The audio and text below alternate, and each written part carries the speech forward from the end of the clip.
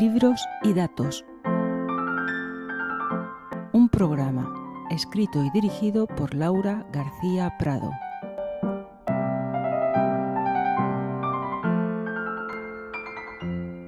Hace unas semanas publiqué un podcast sobre el sistema de bibliotecas de España, cuyo enlace está disponible en la caja del canal, y explicaba en este podcast la jerarquía de este sistema, teniendo a la Biblioteca Nacional de España como cabecera.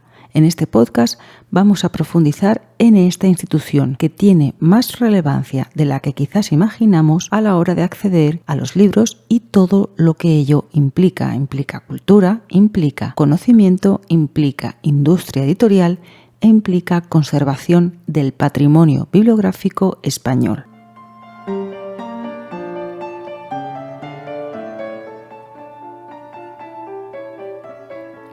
La Biblioteca Nacional de España comienza siendo una biblioteca real y se crea en el año 1711 por el rey Felipe V. Esta biblioteca se crea con la finalidad de fomentar el estudio y reunir las bibliotecas de los nobles emigrados que participaban en la guerra de apoyo a Carlos de Austria. Vamos a ver el contexto histórico, vamos a profundizar un poquito para entender el porqué de la creación de esta biblioteca. El contexto histórico y político de comienzos del siglo XVIII es la guerra de sucesión española por la sucesión al trono de España tras la muerte del rey Carlos II. La guerra duró aproximadamente de 1701 a 1713. En algunas fuentes indican que el comienzo de esta guerra es en 1703.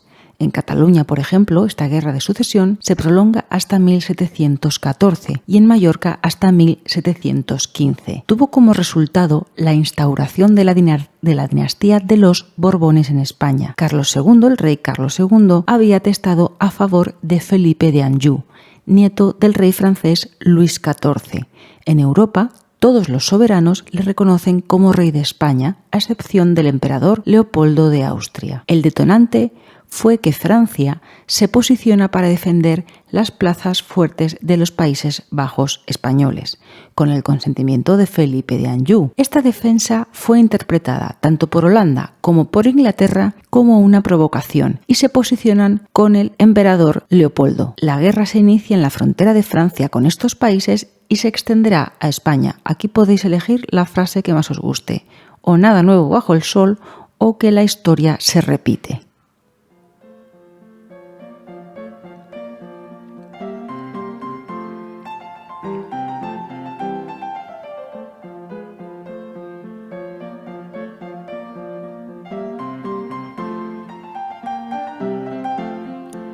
A esta situación europea, digamos que europea, aunque muy vinculada a España, debe sumarse una guerra interior en España, una guerra civil entre los partidarios del archiduque Carlos, defendidos por Aragón, y los partidarios de Felipe de Anjou, defendido por Castilla. Evidentemente, tanto en Castilla como en Aragón habrá defensores y detractores, pero se pueden establecer esos bandos principales. El final llega con la subida al trono de Felipe V y la llegada de una dinastía, los Borbones, a España. Felipe V era sobrino nieto del rey Carlos II. Por eso, por la llegada de estos Borbones a España con una tradición y con una tendencia muy afrancesada, es lo que justifica o lo que nos permite entender el porqué de la creación de esta biblioteca que acabará siendo la Biblioteca Nacional de España, y comienzo con la Biblioteca Real Pública, la influencia de la Ilustración y la influencia de la Revolución Francesa.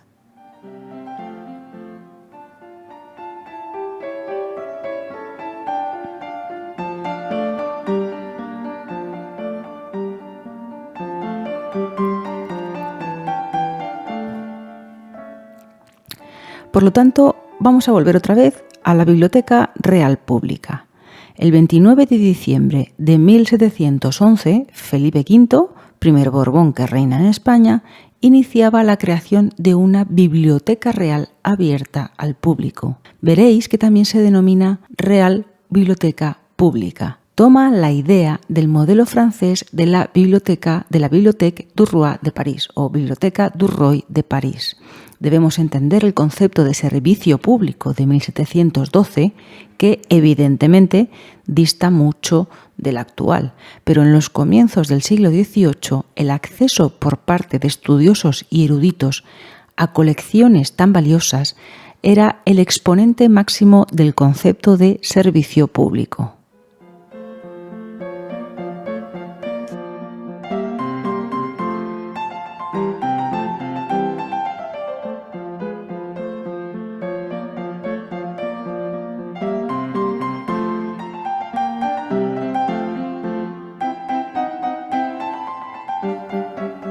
La Bibliothèque du Roi, Biblioteca de Roy, es el origen de la actual Biblioteca Nacional de Francia y es expresión y heredera de las ideas de la Revolución Francesa que se habían asentado en la organización política y social de Francia. Esto tiene consecuencias incluso en la concepción de determinados edificios por parte de los arquitectos, y es cuando se comienza a construir edificios públicos que fueran representantes de las nuevas ideas de igualdad. Estas ideas también recogen la esencia de la Ilustración e incluye que los ciudadanos tienen determinados derechos, como es el acceso a los libros.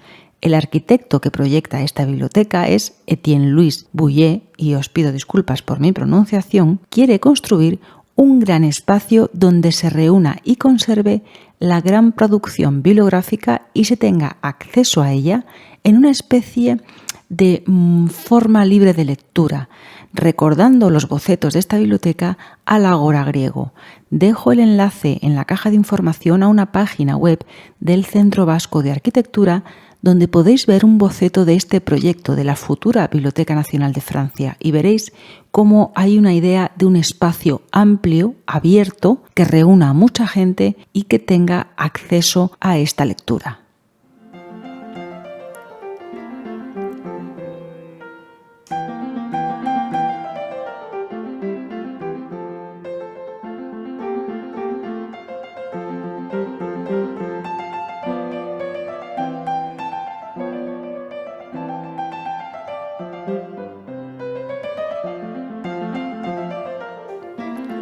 La Biblioteca Real o la Real Biblioteca abre sus puertas el 1 de marzo de 1712 y se ubica en el actual Palacio Real en Madrid. Concretamente se ubica en el Pasadizo de la Encarnación. Hay que puntualizar que en sus inicios estamos hablando de dos instituciones diferentes. Lo digo porque cuando consultéis bibliografía y consultéis fuentes sobre esto, veréis que, según la fuente que consultáis, hablan de una o de otra. Son dos instituciones. Por un lado, la Real Biblioteca, que se denomina también la Biblioteca de Cámara o Biblioteca Particular, que es la biblioteca privada de los reyes de la Casa de Borbón, desde la llegada al trono de Felipe V. Luego se incluye el término Real Pública para distinguirse de la que es privada, que es lo que la actual Biblioteca Nacional. Por lo tanto, aunque tienen un origen común, la separación definitiva se produce en el año 1836, cuando la Real Pública pasa a manos del Estado y su gestión la realiza el Ministerio de la Gobernación.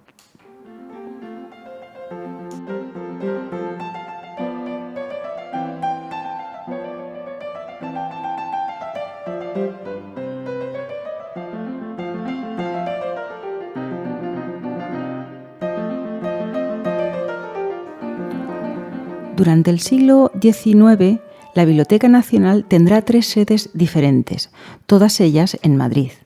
Estará en el Convento de la Trinidad Descalza o de los Trinitarios Descalzos, ubicados en la actual Plaza de Jacinto Benavente. Durante la invasión francesa, este convento tuvo un periodo de exclaustración y se ubicó ahí la Biblioteca Real. También estuvo ubicada en la Casa del Consejo del Almirantazgo. Será por la Real Orden del 26 de marzo de 1819 cuando se traslada la Biblioteca Real al que había sido el Palacio de Godoy, y entonces era el Palacio del Almirantazgo, que estaba contiguo a la iglesia del Colegio de Doña María de Aragón, que sería futura sede del Senado, para que nos ubiquemos en cuanto a cómo se organizaba Madrid. Más tarde, en el año 1825, se decidió el traslado a la casa del Marqués de los Alcañices, frente al monasterio de la Encarnación y finalmente en el año 1895 se ubica ya de forma definitiva en el actual Palacio de Bibliotecas y Museos Nacionales, en el Paseo de Recoletos número 20 de Madrid.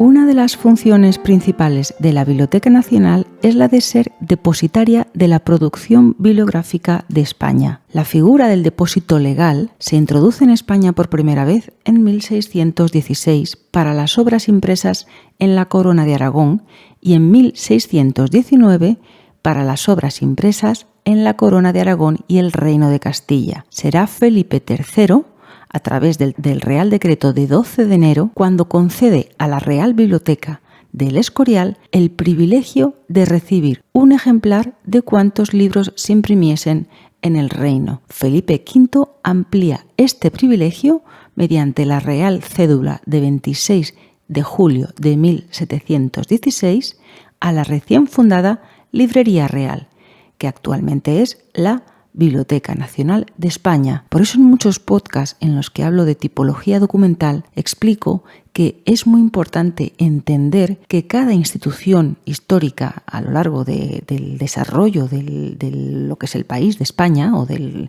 Estado español, cada tipo documental tiene una función específica y es relevante. ¿Por qué? Porque nos ayuda a entender cómo se organizaba el país en ese momento y también nos ayuda a entender cómo nos organizamos administrativamente y muchas veces en el punto de vista social en la actualidad.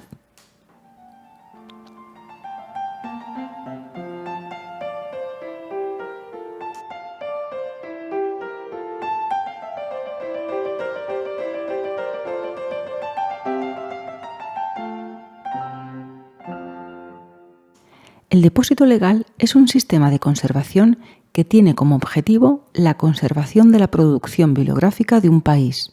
Las editoriales, responsables de autoedición y productoras tienen obligación de depositar ejemplares de sus publicaciones en las condiciones que se establecen en una normativa específica que regula el depósito legal. El depósito legal tiene su propia evolución legislativa y normativa. Sin entrar en mucha descripción sobre el depósito legal, porque esto merece un podcast propio, debemos entender que la normativa es la que determina que sea la Administración del Estado la que es depositaria de los ejemplares publicados y que es la Biblioteca Nacional el centro depositario de todos los documentos ingresados por depósito legal en España, con la excepción de las películas cinematográficas. Las bibliotecas públicas del Estado son los centros depositarios de todos los documentos ingresados por depósito legal en su provincia. Por último, la Biblioteca Nacional, como institución bibliotecaria superior del Estado, es la depositaria del patrimonio bibliográfico español.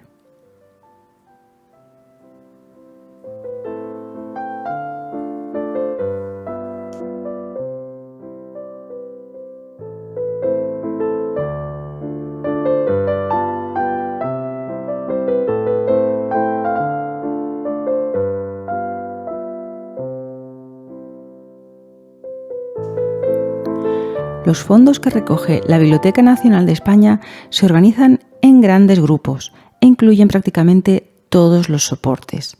Tenemos, por ejemplo, la colección histórico-artística, que incluye piezas que se han conservado desde que era Biblioteca Real y la compone retratos, esculturas, mobiliario, instrumentos musicales, aparatos de música mecánica, máquinas de escribir o material de trabajo para la industria del libro. Para mí, tiene especial interés, por ejemplo, la colección de partituras y musicología. Y si podéis alguna vez ver alguna exposición sobre estos fondos, os los recomiendo. Esta colección se integra por partituras, tanto manuscrita como impresa, y forma parte del servicio de partituras de la Sala Barbieri. En el depósito de manuscritos incunables y libros raros se custodian, por ejemplo, códices medievales con música, y se incluye en esta colección el Códice de Toledo de las Cántigas de Santa María de Alfonso X el Sabio.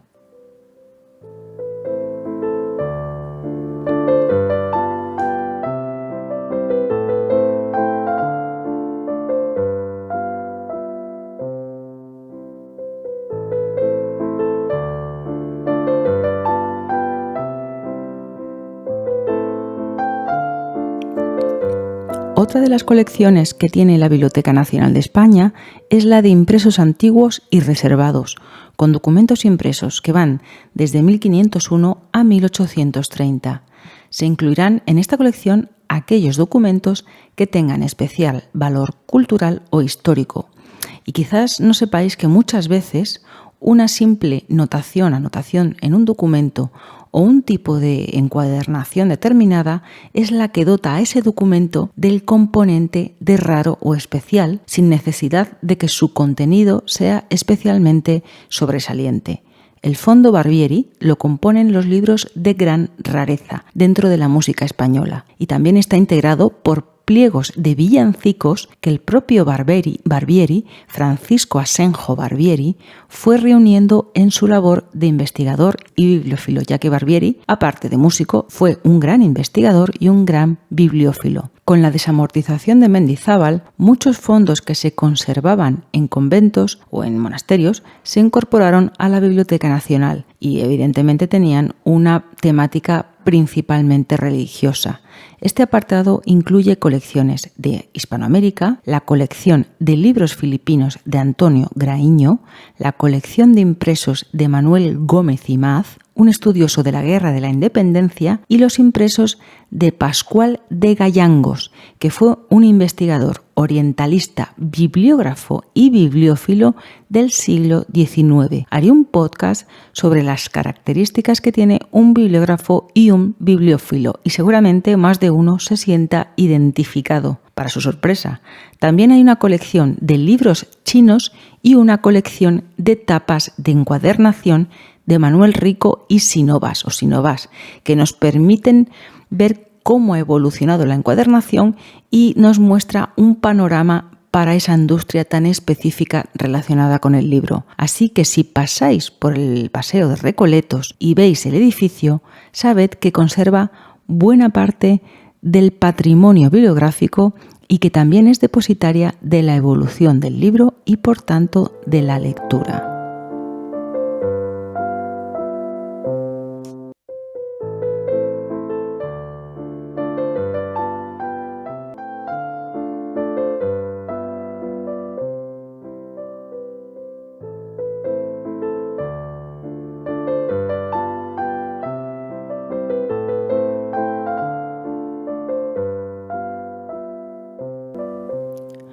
Yo he pasado muchas horas en la Biblioteca Nacional, concretamente en la Sala de Información Bibliográfica y Bibliotecaria. Como estudiante de documentación, teníamos un carné que nos permitía acceder a determinados fondos sin tener la calidad de investigador. En ese momento, cuando Internet no existía como tal y lo más sofisticado era el catálogo colectivo de bibliotecas, acceder a determinados documentos especializados era posible solo a través de la Biblioteca Nacional.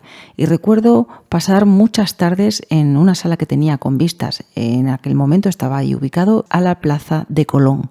Era necesario saber buscar en catálogos y conocer el sistema de organización de ficheros físicos, pero esta capacidad de búsqueda de información especializada, que creo que es muy necesaria, porque es cómo se accede a la información, no creo que haya desaparecido en la actualidad, aunque tengamos Internet, aunque tengamos muchísimas aplicaciones y bases de datos muy sofisticadas. Creo que se ha transformado a otros soportes y a otros formatos, pero sigue siendo necesario una formación en estas ciencias que tienen que ver con la organización del conocimiento, porque eso es lo que nos permite saber llegar a los datos que importan, a información de calidad, y eso nos permitirá tener un criterio.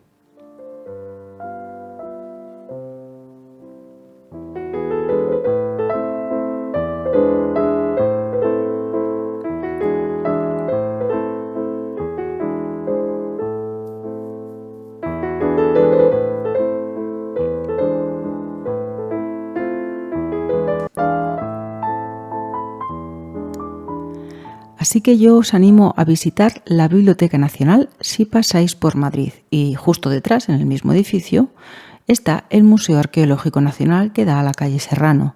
La Biblioteca Nacional ofrece visitas libres y visitas guiadas o audioguiadas y realiza exposiciones que algunas son muy recomendables y además tienen muchísimas exposiciones que se van actualizando y se van cambiando a lo largo del año. Es la forma que tenemos de poder ver determinados fondos bibliográficos que tienen un estado de conservación muy delicado y si no es a través de exposiciones no podemos verlos. Es cierto que la opción de visita libre ofrece muy poco del edificio, ya que únicamente se tiene acceso a una sala y a esas exposiciones de las que os hablo. Pero hay un día al año, creo que es un día al año, no sé si hay más, que tiene unas jornadas de puertas abiertas y ofrece visitas guiadas. Y ahí sí se puede ver más en profundidad las salas que hay, no todas, porque no se tienen acceso a determinadas salas sin el carnet de investigador, pero sí que es posible ver el edificio, cómo se organiza, ver sus salas y entender pues que estamos ante una institución que es la cabecera de todo el sistema de acceso al libro en España. Así que hasta aquí llega el podcast de hoy. Si os ha gustado este podcast, os pido que os suscribáis al canal, porque es la forma que tengo de poder seguir creciendo en esta comunidad, y que deis también al like o al me gusta a este podcast y que lo compartáis. Y recordad que tenéis el formato podcast, el formato de audio de este contenido en la plataforma iVoox. Así que nos escuchamos en el siguiente podcast del canal. Hasta el próximo día.